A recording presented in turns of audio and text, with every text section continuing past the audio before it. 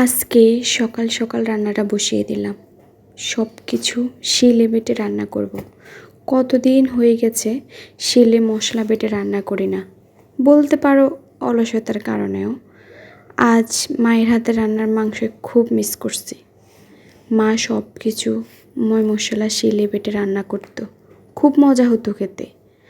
তাই আমি একটু চেষ্টা করলাম মায়ের মতো রান্না করা। জানি মায়ের মতো হাতের স্বাদ আসবে না, তারপরও মনটাকে বুঝিয়ে নেব। অনেক দিন হয়ে গেল হাতিয়ে যাচ্ছি না, বর্ষাকালের কারণেও যাওয়া হচ্ছে না। ভেবে রেখেছি বর্ষাকাল চলে গেলে একবার ঘুরে আসব।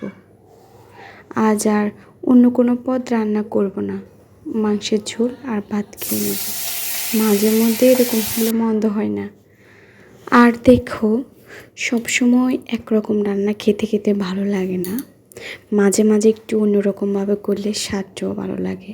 আমার শাশুড়ি বলতো, মাংস যখন সিদ্ধ হবে না তখন 1 চামচ চিনি দিও, দেখবে তাড়াতাড়ি মাংসটা সিদ্ধ হয়ে যাবে। আমি মাঝে মধ্যে এটা করি। এই তো আমাদের আজকে দুপুরের মেনু। খুবই মজা হয়েছিল আজকের মাংসটা।